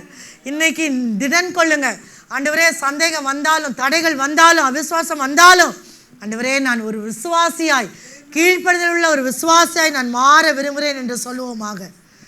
ஆகவே எபேசியர் 5:22 என்ன மறக்க முடியாத வசனம்? எபேசியர் 5:22 கல்யாணத்தில் சொல்கிற வசனம், மனைவிகளே கர்த்தருக்கு கீழ்ப்படுகிறது போல. கேள்வி கேட்குற வரவங்கிட்ட இதை தான் சொல்லணும். ஏன் கீழ்ப்படியணும்? எதுக்கு கீழ்ப்படியணும்? கீழ்ப்படிஞ்சால் ரொம்ப அடிப்பணிஞ்சு போகிற மாதிரி ஆயிடுதே, ரொம்ப நம்ம கீழே ஆயிடுறோம், அவங்க மேலே அப்படிலாம் இல்லை. கர்த்தர் சொல்கிறாரு, எனக்கு கீழ்ப்படியது போல என்ன பண்ணும்? அவளுக்கு கீழ்ப்படிய வேண்டும். எபிரேய அர்த்தம் என்ன கீழ்ப்படிதலுக்கு? ஷெம்மா. என்ன பண்ணும்? கேட்டு கேட்டு கீழ்ப்படிதல். இன்றைக்கி நிறைய மனைவிமாருக்கு காது நல்லா தான் வேலை செய்யுது, ஆனால் புருஷன் சொன்னால் மாத்திரம் காதே விழாது. அப்போ தான் ஹையாக அந்த குக்கரை வச்சுக்குவாங்க, அங்கே கேட்குற சத்தம் கேட்கும், ஏதோ ஒன்று சொல்ல போகிறாருன்னு தெரிஞ்ச உடனே சத்தம் வேறு விதத்தில் பாட்டு ஜாஸ்தியாக்கிக்குவாங்க பெட்ரூமில் போயிட்டு. இல்லை, யார் பார்க்குறா? செவி கவனித்து செவி கொடுத்தா தான் உங்கள் கீழ்ப்படுதல் முழுமையாகிறது. அப்போ இந்த சாராள் கீழ்ப்படிந்தாள் இல்லையா, அவருடைய ஆசீர்வாதங்கள் படிப்படியாய் நாம் பார்க்க முடியும். ஆதியாகமம் 12 அவள் கீழ்ப்படிந்து தன் கணவனை பின்பற்றினாள் முதலாவதாக. அடுத்தது ரெண்டாவதாக ஆதியாகமம் 17 அவளை குறித்து ஆண்டவர் சாட்சி சொல்லி ஒரு வாக்குத்தத்தத்தை கொடுக்குறாரு, நீ ஜாதிகளுக்கு தாயாக மாறுவன்னு. மூணாவதாக ஆதியாகமம் 18 சந்தேகம் வருது, கூடாரத்துக்கு பின்னால் போய் நகைக்கிறா ஆதியாகமம் 18. ஆனால் நான்காவதாக விசுவாசம் வந்துடுது, எபிரேய 11:11 விசுவாச பட்டியலில் வந்துடுறா. ஐந்தாவதாக ஆதியாகமம் 21 தேவன் கர்த்தர் சாராள் பேரில் கடாட்சமானார். அவளுக்கு என்ன யாரை கொடுத்தாரு? ஈசாக்கை கொடுத்தார். சரி, நீங்கள் ஒன்று சொல்லுங்கள், இப்போ சந்தேகப்படும் போது உங்கள் முகம் எப்படி இருக்கும்? பார்த்தாலே முகத்தில் தெரிஞ்சிடும் தெரியுமா? அவிசுவாச முகம் பார்த்துருக்கீங்களா? சந்தேகத்தின் முகத்தை பார்த்துருக்கீங்களா? ஆனால் அப்படிப்பட்ட சாராளுடைய சந்தேகம் நிறைந்த முகத்தை கர்த்தர் ஒரு நகைப்பின் முகமாய் மாற்றினார். ஏனென்றால் அவளுக்கு கிடைச்சது யார்? ஈசாக்கு. ஈசாக்கு என்றால் நகைப்பு. பார்க்குறப்பெல்லாம் அவளுக்கு என்ன? ஒரே சந்தோஷம். அப்போ உங்களுடைய சந்தேகம் சந்தோஷமாய் மாற வேண்டும் என்றால் உங்களுடைய கீழ்ப்படுதல் மிகவும் அவசியம். எத்தனை பேர் இன்றைக்கி சொல்ல போகிறீங்க, சந்தேகம் சந்தோஷமாக மாறப்போகுது, எனக்கு ஏதோ ஒன்று ஆண்டவர் கொடுக்க போகிறாரு, எல்லாம் பிசாசை வெட்கப்பட்டு போக போகிறான், அந்த சந்தோஷத்தை பார்த்து நான் கர்த்தரை மகிமைப்படுத்த போகிறேன். இரண்டாவதாக ரெபேக்காளை குறித்து நாம் பார்க்கணும். சாராளை குறித்து உள்ளான அழகாகிய கீழ்ப்படலை குறித்து நாம் வாசித்தோம். ரெண்டாவது ரெபேக்காள், வாசிங்க ஆதியாகமம் 24:16. அந்த பெண் மகா ரூபவதியும் புருஷனை அறியாத கன்னிகையுமாய் இருந்தாள். அந்த பெண் மகா ரூபவதியும் புருஷனை அறியாத கன்னிகை என்று போடப்பட்டிருக்குது. இந்த அழகான பெண்ணு அவளுக்குள்ளாக இருந்த உள்ளான அழகு என்ன என்பதை ஆதியாகமம் 24ஆம் அதிகாரம் 18-20 வரைக்கும் வாசிடுங்களேன். தெரிந்த பாகமாக இருந்தாலும் நீங்கள் ஒவ்வொரு வார்த்தையிலும் சத்தியம் உண்டு. ஆதியாகமம் 24:18-20. அதற்கு அவள், குடியும் என் ஆண்டவனே என்று சீக்கிரமாய் குடத்தை தன் கையில் இறக்கி கொண்டு அவனுக்கு குடிக்க கொடுத்தாள். கொடுத்த பின், உம்முடைய ஒட்டகங்களுக்கு குடிக்க தீருமட்டும் அவைகளுக்கு மொண்டு வார்ப்பேன் என்று சொல்லி சீக்கிரமாய் தன் குடத்து தண்ணீரை தொட்டியிலே ஊற்றிவிட்டு இன்னும் மொண்டு வர துறவண்டையில் ஓடி அவனுடைய ஒட்டகங்களுக்கெல்லாம் மொண்டு வார்த்தாள். ரெபேக்காள் மகா ரூபவதி என்று சொன்னேன். ஆனால் அந்த உள்ளான அழகு என்றால் உபசரித்தல் என்கிறதான ஒரு உள்ளான அழகை அவள் கொண்டிருந்தாள். அதை தான் நம்ம இப்போ வாசித்தோம். ஆதியாகமம் 24ஆம் அதிகாரம் 18லேருந்து 20 வரைக்கும். சில பேர் ரொம்ப அழகாக இருப்பாங்க, ஆனால் கொஞ்சம் போய் எதாவது கேட்டு பாருங்கள், உடனே அந்த முகத்தை மாற்றிடுவாங்க. ஏதாவது ஒன்று கொஞ்சம் தண்ணி கேட்டுறக்கூடாது, அப்படியே முகம் மாறிடும். அப்படி அல்ல, உபசரிப்பு விசுவாசிகளாகிய நமக்கும் மிகவும் தேவைப்படுகிறது. இவளுக்குள்ள உள்ளான அழகு என்னன்னா, இரக்க குணமுள்ளவளாக இருந்தாள். எலியேசர் என்ன கேட்குறாரு? என்ன கேட்டார்? தண்ணி கேட்டால் கூட இன்றைக்கி இந்த காலத்தில் கொடுக்கறதுக்கு யோசிக்கிறாங்க. ஏன்னா நாங்களே தண்ணி எதில் வாங்குகிறோம்? காசு கொடுத்து வாங்குகிறோம். இப்போ கேஸ் ரொம்ப கஷ்டமாயிடுச்சு இல்லை? அந்த மாதிரி தண்ணி பஞ்சம் எப்போ வருமோ தெரியாது. அப்போ ரெபேக்காள் தன்னிடத்தில் மறைந்திருந்த அந்த உபசரிப்பின் குணத்தினாலே அவள் சேவை செய்தாள். ஊழியம் செய்கிறவளுக்காகவும் நான் பேசுகிறேன். மற்றவர்களுக்கு சேவை செய்யும் போது, மற்றவர்களுக்கென்று ஊழியம் செய்யும் போது அநேக காரியத்திலே நாம் கவனத்தில் வைக்க வேண்டும். நம்ம பைபிளை தூக்கிட்டு சபைக்கு வந்துடலாம், ஆனால் மற்ற நேரங்களிலே மற்றவர்களோடு நாம் வைத்து கொள்கிறதான உறவு, மற்றவர்களோடு வைத்து கொள்கிறதான சம்பாஷணை, நாம் செய்கிற செயல்கள் மிகவும் முக்கியம். இதில் சில குறிப்புகளை நாம் பார்ப்போம். அவருடைய சேவை உடனடியாக செய்யக்கூடிய சேவையாக இருந்தது. ஆதியாகமம் 24:20 என்ன பார்க்குறோம்? சீக்கிரமாய் இருக்கா? சீக்கிரமாய். நம்மளாக இருந்தால் அங்கே தண்ணி முள்ள போயிருக்கோம், கொஞ்சம் நேரம் இருங்க, ஒட்டகத்தோடு இங்கே உட்காருங்க, நான் போய் என் குடத்தில் இருக்க தண்ணியை முண்டுட்டு போய் எங்கே ஊற்றுறேன்? வீட்டில் போய் ஊற்றிட்டு வந்து பார்க்குறேன். இல்லை, சீக்கிரமாய். அதே போல் ஊழியத்தில் கூட துரிதமாய் செயல்பட வேண்டிய ஒரு சேவையை நாம் கற்றுக்கொள்ள வேண்டும். ஏன்னா ராஜா பிஸ்னஸ் லார்ட்ஸ் பிஸ்னஸ் ரிக்வயர்ட் ஹேஸ்ட் இல்லையா? ராஜாவின் காரியம் அவசரமாக செய்யப்பட வேண்டியது. அப்போ நம்முடைய கர்த்தர் உங்களை ஊழியத்துக்கென்றோ ஜப ஊழியத்துக்கென்றோ எதில் அழைத்திருந்தாலும், அப்பேற்பட்ட சேவையிலே உபசரிப்பை குறித்து உள்ளான அழகை நான் பேசினாலும், உன்னுடைய சேவை சீக்கிரமாக துரிதமாக இருக்குதா? ஒரு சகோதரி ரொம்ப நாள் கழித்து வராங்க சபைக்கு, உடனே அவங்கள பார்க்குறீங்க, துரிதமாக ஓடி போய் அவங்கள்ட்ட கை கொடுத்து, ஏன் சிஸ்டர் வரல, அவ்வளோதான் கேட்டுட்டிங்கன்னா என்ன, உன்னுடைய ஊழியம் முடிந்து விட்டது, அவளுக்கு ஒரு உற்சாகமாய் மாறிவிடும். சில காரியங்களே நாம் அதிகமாக நேரம் எடுத்துக்கொண்டு அதிகமாக நம்முடைய நேரத்தை வீணாக்கி ரொம்ப ரொம்ப சவகாசமாக பண்ணுவாங்க. சில பேர் உதவி பார்த்துருக்கீங்களா? இன்னைக்கு கேட்டால் நாளைக்கு வாங்கன்னுவாங்க. அப்படி அல்ல, எலியேசருக்கு உடனடியாக தண்ணீர் கொடுத்தாள் சீக்கிரமாய். அது உள்ளான அழகு என்னன்னா, மற்றவர்களுக்கு உதவி செய்ய ஆயத்தமாக இருந்தாள். உங்கள் ஊழியத்தில் கூட யார் யார் எப்போ உங்கள் உதவியை நாடுறாங்கன்றது ஒரு கண்ணோட்டம் இருந்து கொண்டே இருக்க வேண்டும். யார் தேவையில் இருக்காங்க? இங்கே எலியேசருக்கு தண்ணீர் தேவை, யாருக்கு ஆறுதல் தேவை, யாருக்கு என்னுடைய ஜெபம் தேவை. சபை முடிந்து அப்படியே போய்விடவே கூடாது. நான் போய் கீழே நிற்கிறது பெருசல்ல, நீங்களும் எல்லாரும் வந்து நின்று ஒருத்தரை பார்த்து எல்லோரும் ஒருத்தர் யாருக்கு அவங்க முகத்தை பார்த்தாலே தெரியும் அவங்களுக்கு ஆறுதல் தேவைப்படுது.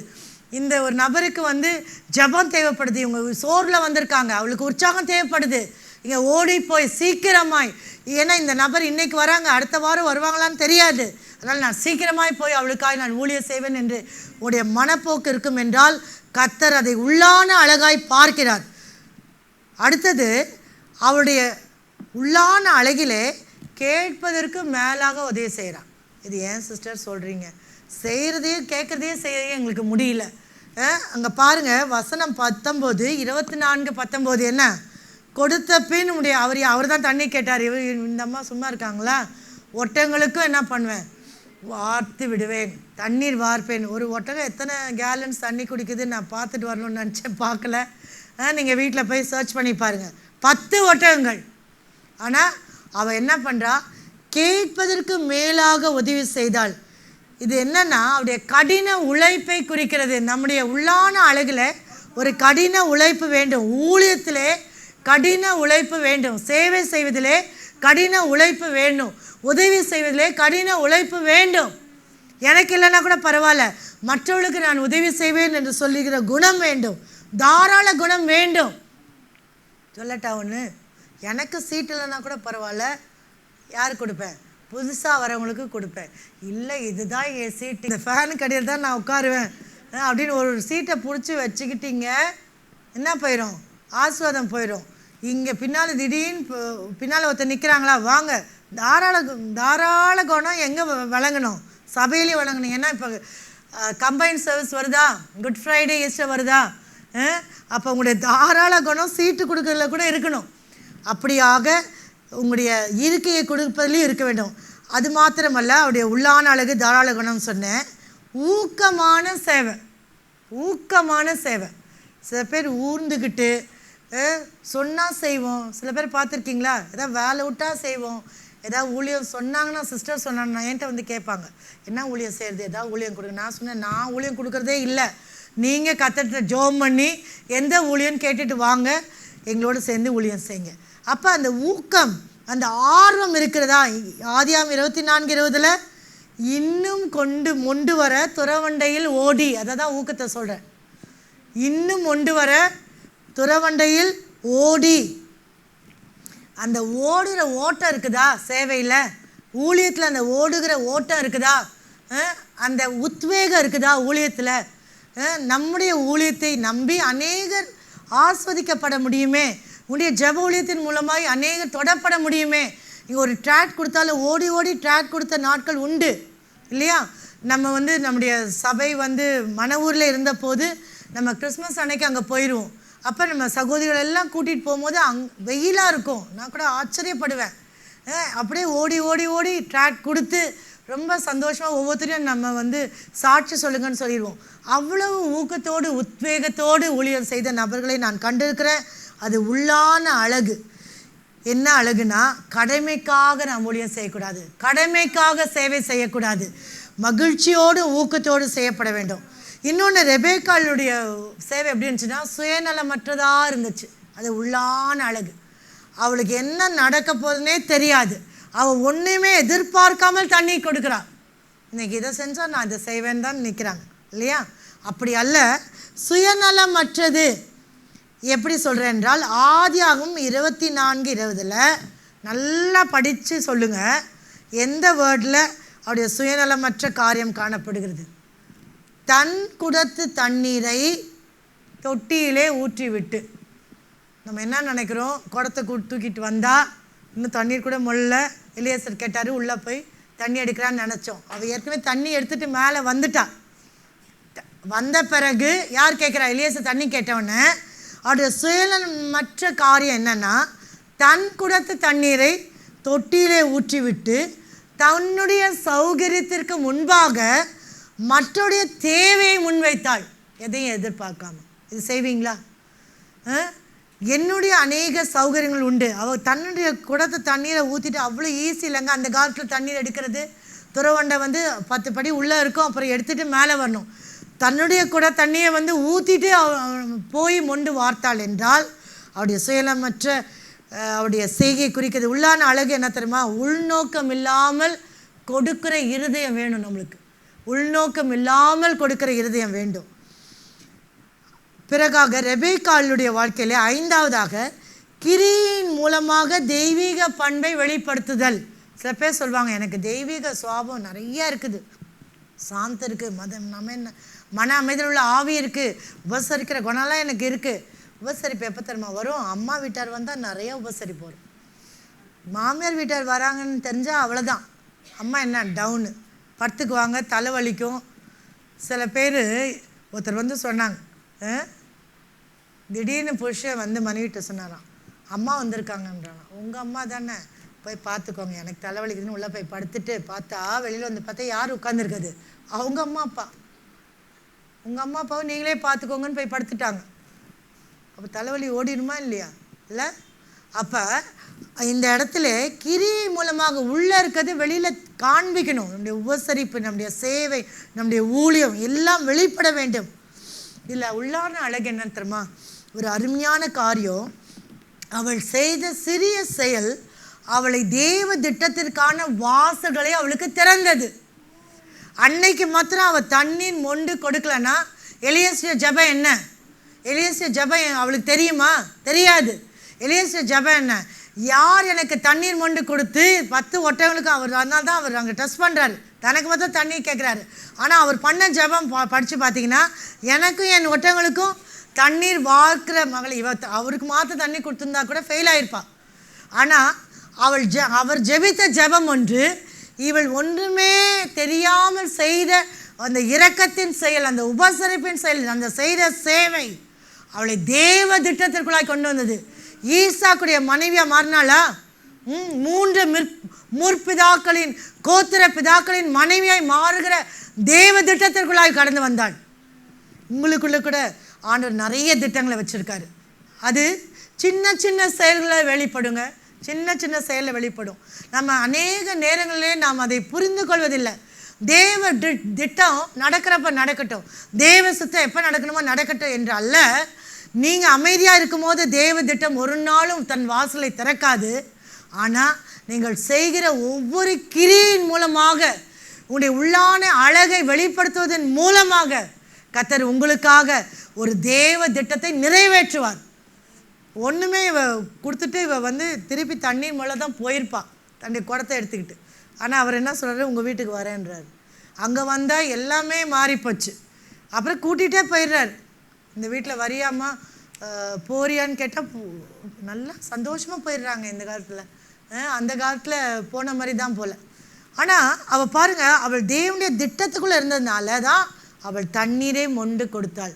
அவளுக்குள்ளாக இருக்க இந்த உள்ளான அழகு அவளை தேவ திட்டத்திற்கு நேராய் நடத்தி அவள் ஒரு மனவாட்டியாய் மாறுகிற ஸ்தானத்தை பெற்றாள்.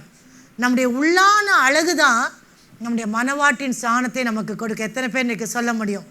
மணவாளன் வரும்போது விசுவாசத்தை காண்பாரோ என்பது மாத்திரமல்ல, என் பிரியமே என் ரூபதியை எழுந்துவான்னு சொல்கிறாரு, என்னோட வந்துருன்னு சொல்கிறாரு. ஏனென்றால் உங்களுக்குள்ள ஒரு சௌந்தரியத்தை பார்க்கறதுனால, உள்ளான அழகை பார்க்கறதுனால அவர் அழைத்து கொண்டு சென்று விடுவார். தொற்காலை பற்றி உங்களுக்கு தெரியலையா? நற்கிரியின் மூலமாக உள்ளான அழகு வெளிப்பட்டது. தொற்கால், தபித்தாள் என்ற தொற்கால் என்ன பண்ணா? அநேக ஆடைகளை தைத்து அநேக காரியங்களினாலே நற்கிரியைகளினாலே தங்களை அலங்கரிக்க வேண்டும் என்று சொல்லி 1 தீமோத்தேயு 2ஆம் அதிகாரம் 10ஆம் வசனம் வாசிங்க. 1 தீமோத்தேயு 2:10. தகுதியான வஸ்திரத்தினாலும் நாணத்தினாலும் தெளிந்த புத்தியினாலும் தேவ பக்தியுள்ளவர்கள் என்று சொல்லிக் கொள்ளுகிற ஸ்திரீகளுக்கு ஏற்றபடியே நற்கிரியைகளினாலும் தங்களை அலங்கரிக்க வேண்டும். கடைசி பாகம், நற்கிரியைகளினால் தங்களை அலங்கரிக்க வேண்டும். அதை தான் இந்த ரெபேக்காள் செய்தாள். நற்கிரியைகளினாலே தன்னை அலங்கரித்து கொண்டாள். அதே போல தொற்காள் உயிரோடு இருக்கும்போது நற்கிரிகளை செய்து அவளை சூழ்ந்து கொண்டு ஜனம் எப்பொழுதும் இருந்துக்கிட்டே இருக்கும். அப்படிப்பட்ட ஒரு சேவை, அப்படிப்பட்ட ஒரு சேவை. அவள் மரணம் அடைந்த போது அவங்கெல்லாம் இவன் வீட்டுக்கு பேதுருவை சூழ்ந்துக்கிட்டாங்க. ஆனால் அங்கே ஆண்டவர் என்ன பண்ணார்? மறுஜீவனை தொற்காலுக்கு கொடுத்து மறுபடியுமா பேதுரு என்ன பண்ணுறாரு? அவங்க முன்னால் கொண்டு போய் நிறுத்துறாரு. ஏனென்றால் அவ்வளவு நற்கிரியை செய்த ஒரு தொற்காலை அந்த அப்போஸ்தலர் 9ஆம் அதிகாரம் 36ஆம் வசனத்திலே நாம் பார்க்கிறோம். அப்போ நாம் இன்னைக்கு என்ன சொல்லணும்னா, ஆண்டவரே உபசரிப்பு என்று நான் சொன்னாலும் அது ஊழியத்தை குறிக்கிறது, சேவையை குறிக்கிறது. உங்களுடைய சேவையிலே நீங்கள் துரிதமாக செயல்படுறீங்களா, ஞானமாக செயல்படுறீங்களா, கர்த்தர் விரும்புகிற நேரத்தில் செயல்படுறீங்களா? நீங்கள் ஜபத்துக்குன்னு உட்காரும் போது யாரோ ஒரு நபருக்காக ஜெபிக்க சொல்லும்போது ஜெபிக்கிறீங்களா? இல்லாட்டா வேறு வேலைகளை செய்து கொண்டிருக்கும் போது இந்த ஒரு நபரிடத்துல போய் ஆண்டரை பற்றி சொல்லும் போது நீங்கள் உடனடியாக அந்த காரியத்தை செய்வீர்கள் என்றால் கர்த்தர் உங்களை மனவாட்டியாய் பார்க்க விரும்புகிறார். 3ஆவதாக எஸ்தரை குறித்து நாம் பார்ப்போம். எஸ்தர் 2:7 என்ன சொல்லப்பட்டிருக்குது? அந்த பெண் ரூபவதியும், எஸ்தரின் புஸ்தகம் எடுத்துக்கொள்வோம் 2ஆம் அதிகாரம் 7ஆம் வசனத்திலே, அந்த பெண் ரூபவதியும் சௌந்தரியம் உடையவளாய் இருந்தாள். எஸ்தருடைய உள்ளான அழகு அவள் கல்யாணம் ஆகிறதுக்கு முன்னாலே அந்த சிறிய தகப்பனுடைய வீட்டிலே தொடங்கிடுச்சு. சிறியன் தகப்பன் வீட்டிலே கீழ்ப்படுதலோடு நடந்து அவன் சொன்னதெல்லாம் கேட்டு நடந்தாள். அதே போல் அவள் எப்படி இந்த உள்ளான அழகை பெற்றுக்கொண்டாள் என்றால், எஸ்தர் 2:12, நம்ம அதிகமான நேரம் இல்லை, சுத்திகரிப்புகளினால் ஜோடிக்கப்படுகிற நாட்கள் இருக்குதா, அலங்காரம். இவருடைய உள்ளான எஸ்தரின் உள்ளான அழகாகிய சுத்திகரிக்கப்படுதல், அதுதான் அவளுக்கு அலங்காரமாக மாறுச்சு. அந்த 6 மாதம் வெள்ளை போல தைலத்தினாலும் மிச்சமுள்ள 6 மாதங்கள் எதனால? சுகந்த வர்க்கங்களும். இன்னைக்கு சுத்திகரிப்பு எப்படி உண்டாகுன்னா, வெள்ளை போலம் என்றால் மர், அது என்ன, எதை குடிக்குது? கசப்பான அனுபவங்கள். சுகந்தவர்கள் என்று சொல்லும்போது நல்ல இனிமையான அனுபவங்கள். 2 அனுபவங்களும் கலந்து கர்த்தர் நம்முடைய வாழ்க்கையை அனுமதிக்கும் போது கர்த்தர் நம்மை சுத்திகரிப்பார். சில பேர் நல்லா சுகந்த வர்க்கம் வந்தவொடனே ஆண்டரை விட்டே போயிடுவாங்க. உடனே அங்கே ஒரு செக்கு வைப்பார். என்னத்தை அனுப்புவார்? ஒரு கஷ்டமான மாறாவை அனுப்புவார். ஒரு கசந்த அனுபவத்தை அனுப்புவார். அப்புறம் திருப்பி கொஞ்சம் சுத்திகரிக்கப்பட்டு ஒப்பு கொடு, ஐயோ ஆண்டவரேன்னு நைட்டெல்லாம் ஜெபிக்க ஆரம்பிச்சிடுவோம். சரி ரொம்ப ஜெபிக்க வேணாம் ஏந்திரன்னு சொல்லிவிட்டு கொஞ்சம் உங்களை என்ன பண்ணுவார்? ஆற்றி தட்டி சுகந்த வர்க்கத்தை கொடுப்பார்.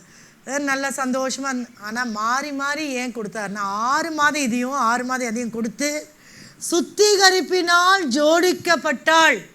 சுத்திகரிப்பினால் அவள் என்ன பண்ணா? எஸ்தர் அலங்கரிக்கப்பட்டாள். இன்னைக்கு சுத்திகரிப்பு தான் உண்மையான உள்ளான அழகு. அந்த சுத்திகரிப்பினால் தான் எல்லா ஆசீர்வாதங்களும் சுத்திகரிப்பில் தான் அடங்கி இருக்கிறது. அவள் சுத்திகரிக்கப்படும்போது அவள் அந்த குறிப்பிட்ட ராஜ்யத்திலே ராணியாய் மாறின பிறகு அவளுக்கு அநேக காரியங்கள் காத்திருந்தது, அதிர்ச்சிகள் காத்திருந்தது. ஆனால் ஒரு ஊழியமும் காத்திருந்தது, மற்றவர்களை விடுதலையாக்க வேண்டும் என்ற ஒரு பணியும் காத்திருந்தது.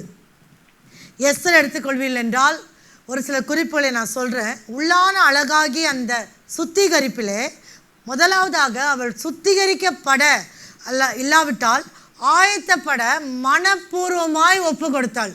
இன்றைக்கி சுத்திகரிப்பு கூட்டனாலே பயப்படுறாங்க, சுத்திகரிப்பினாலே பயப்படுறாங்க.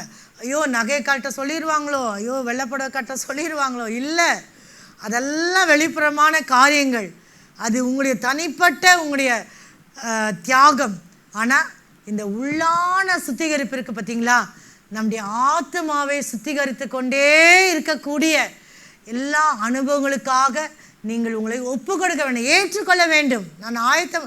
நான் சுத்திகரிக்கப்பட நான் ஆயத்தமாக இருக்கிறேன். ஆண்டவரே இன்னும் என்ன சுத்திகரிங்க, இன்னும் சுத்திகரிங்க.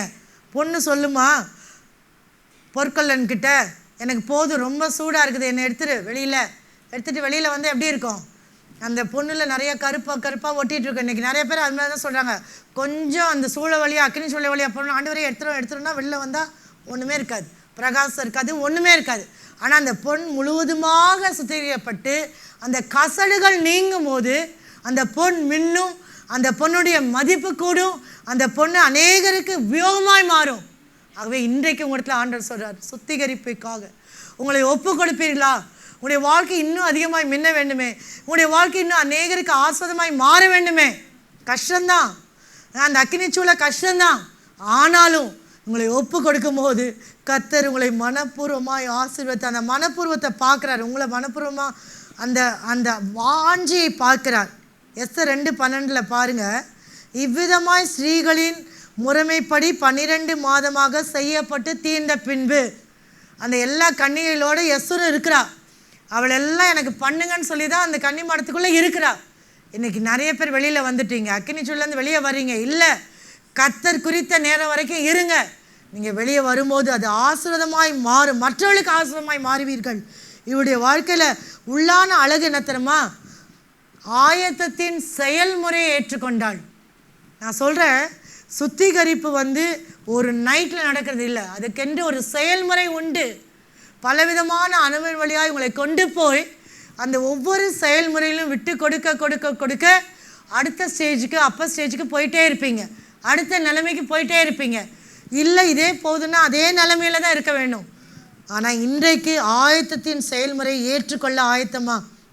சுத்திகரிப்பின் செயல்முறையை ஏற்றுக்கொள்ள ஆயத்தமா?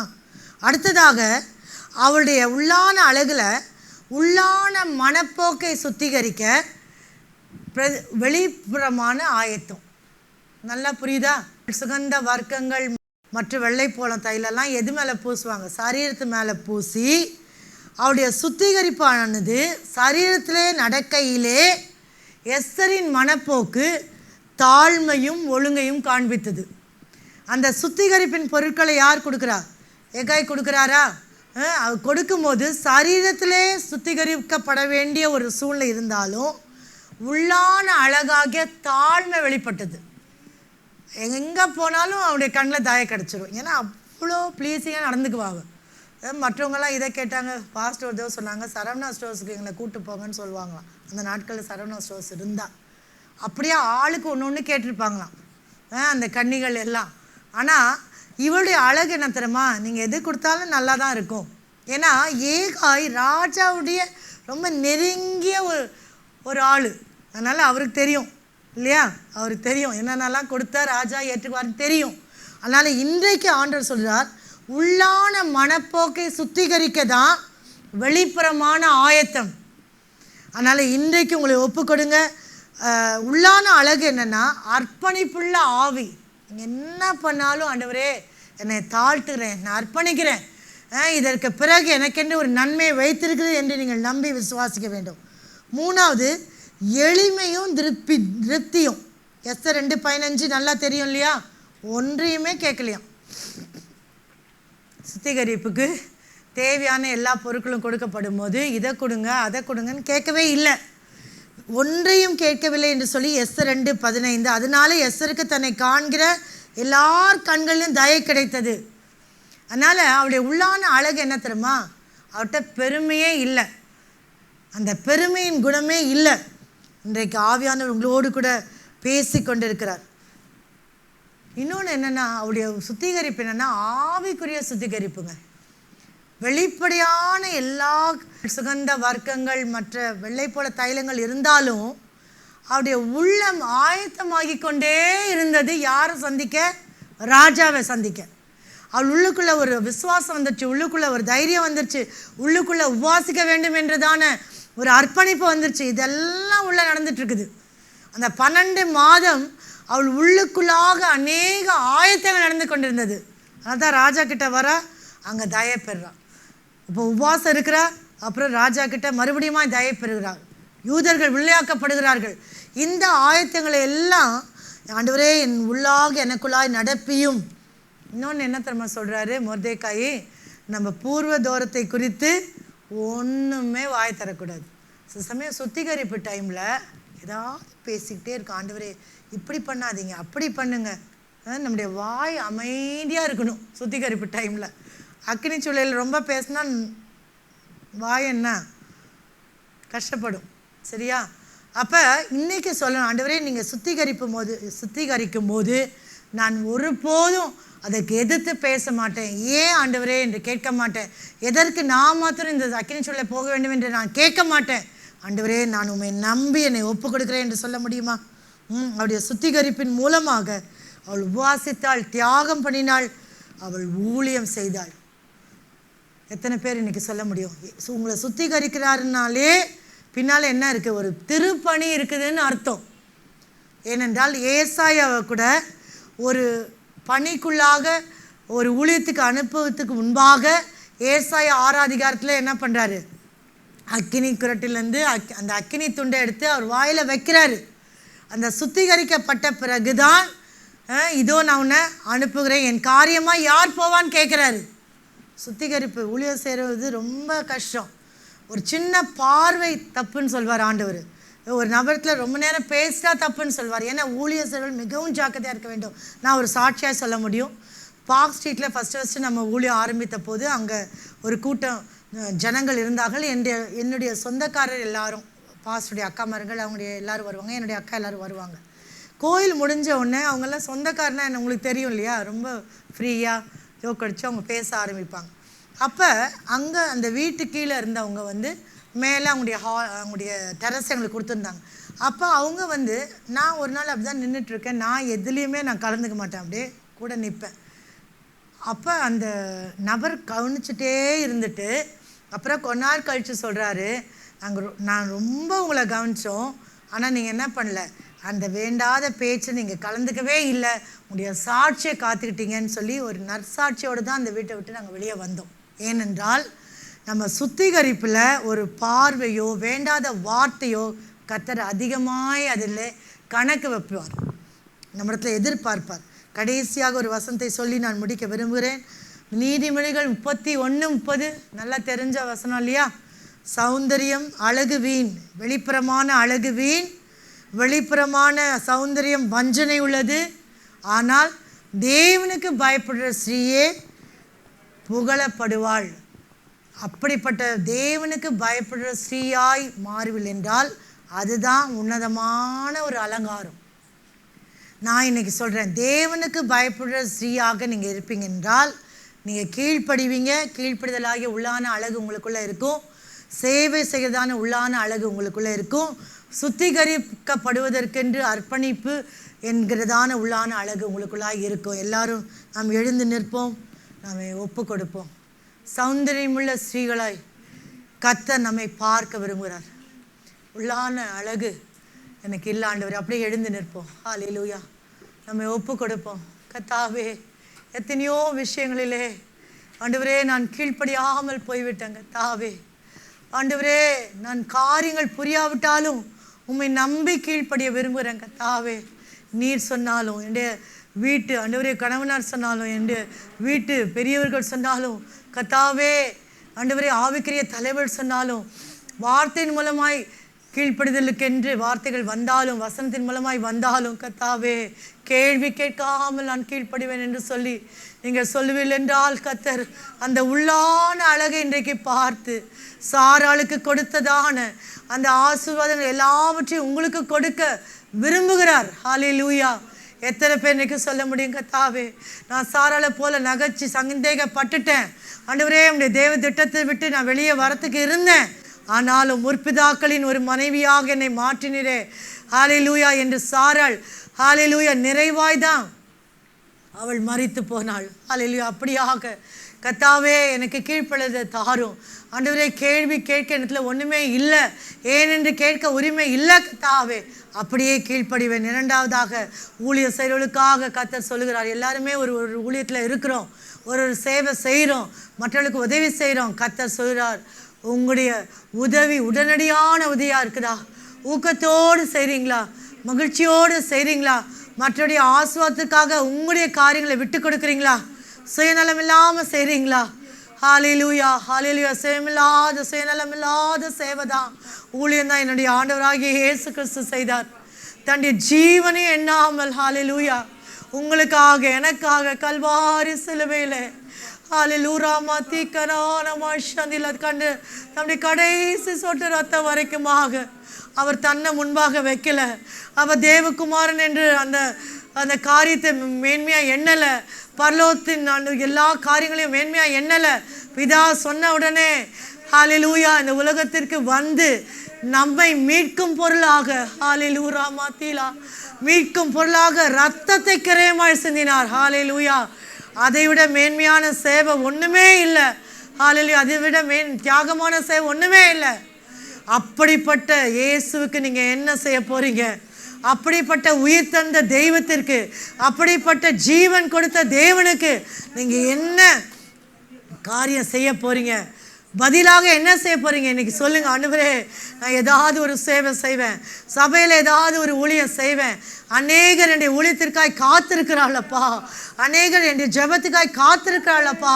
யாரோ ஒருவர் எனக்கு சேவை செய்ததுனால, யாரோ ஒருவர் உடைய வசனத்தை எனக்கு சொன்னதுனால தான் இன்றைக்கி உள்ளே இருக்கிறேன். யாரோ ஒருவர் எனக்காக ஜெபித்ததுனால தான் இன்றைக்கி பிரச்சனைகள் நீங்கி நான் விசுவாசியாய் மாறி இருக்கிறேன்ப்பா. அதே சேவையை நான் செய்ய வேண்டுமே.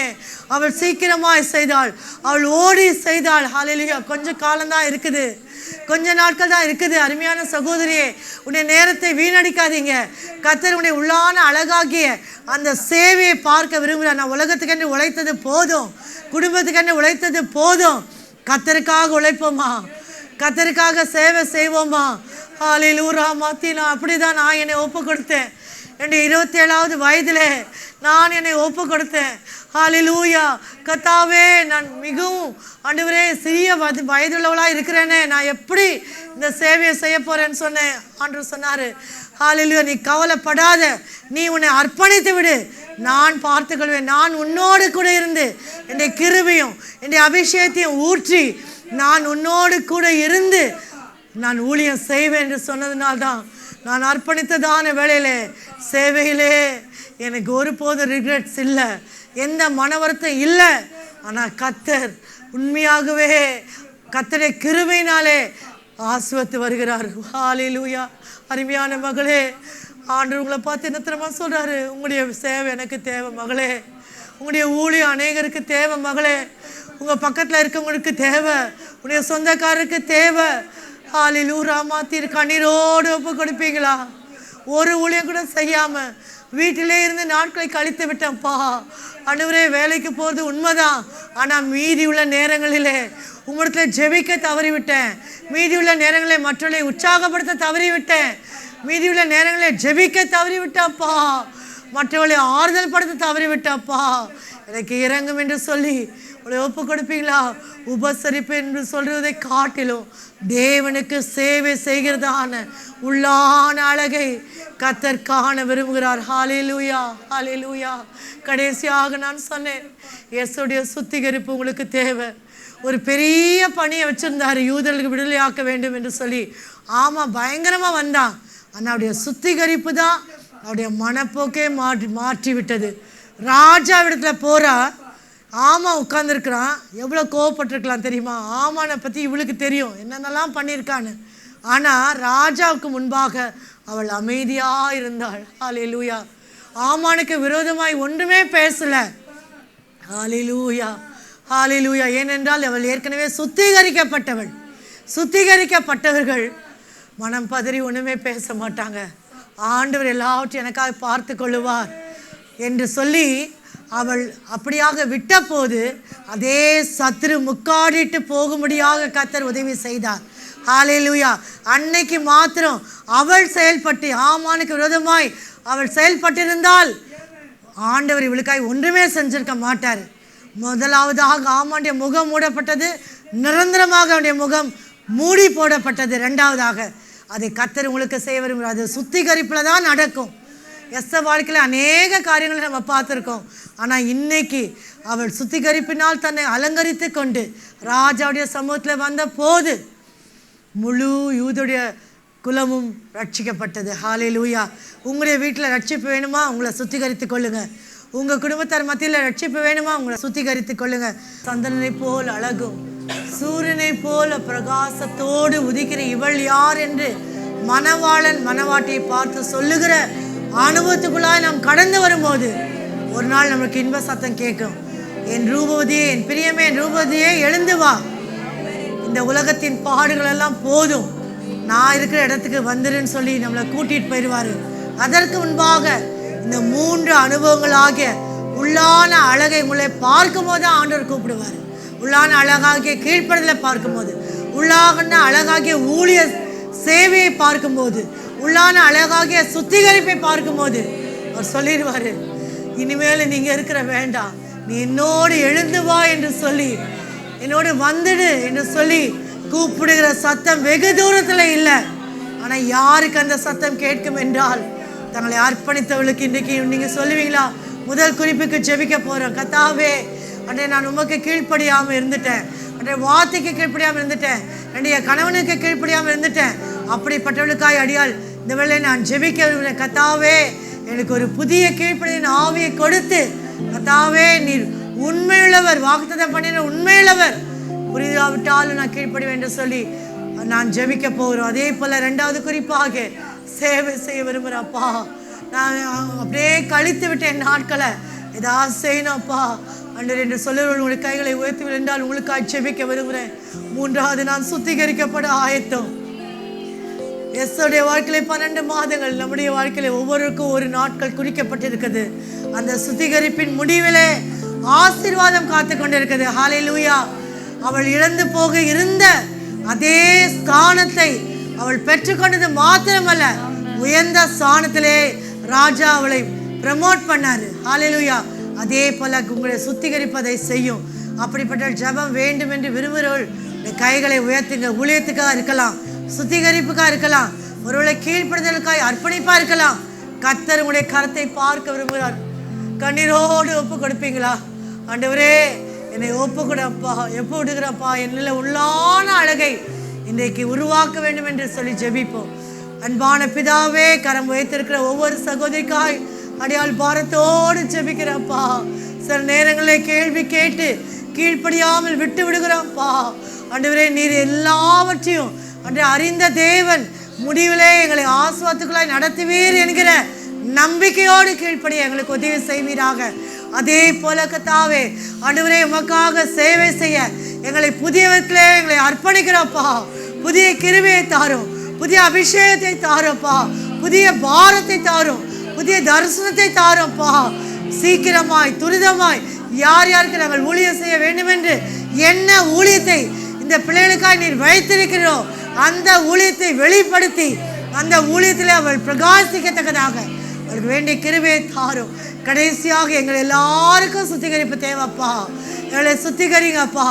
அன்றே அந்த உள்ளான அழகு எங்களுக்குள்ள தாங்கப்பா. அது கசப்பான அனுபவத்தின் மூலமாகவும் எங்களை சுத்திகரிப்பீங்க, இனிமையான அனுபவங்களின் மூலமாகவும் எங்களை சுத்திகரிப்பீங்க. எல்லா சூழ்நிலைகளும் எங்களை சுத்திகரிக்க நாள் ஆயத்தமாக இருக்கிறோம். அன்றே எங்களை ஏற்றுக்கொள்ளுங்கப்பா. இந்த வேளையில் எங்களுடைய உள்ளான அழகை நீர் கண்டு கடைசி நாளில் எங்களை மனவாட்டியாக ஏற்றுக்கொள்ள எங்களை ஒப்பு கொடுக்கிறோம். வந்திருக்கிற ஒவ்வொரு சகோதரிக்காய் அடியால் செபிக்கிறேன். அன்றைய உடைய வலிமையான கரமலோடு கூட இருந்து பிரிந்து போனாலும் பிரியாத நேசர் கூட இருந்து நடத்த வேண்டுமா நாங்கள் ஜெபித்து அர்ப்பணிக்கிறோம். இயேசு கிறிஸ்துவின் நாமத்தில் வேண்டுகிறோம் ஜீவன நல்ல பிதாவே, ஆமென். என் ஆத்துமாவே கர்த்தரை ஸ்தோத்திரி, பரிசுத்த நாமத்தை ஸ்தோத்திரி. என் ஆத்துமாவே கர்த்தரை ஸ்தோத்திரி, கர்த்தர் செய்த சகல பாளையும் மறவாதே. ஆமென்.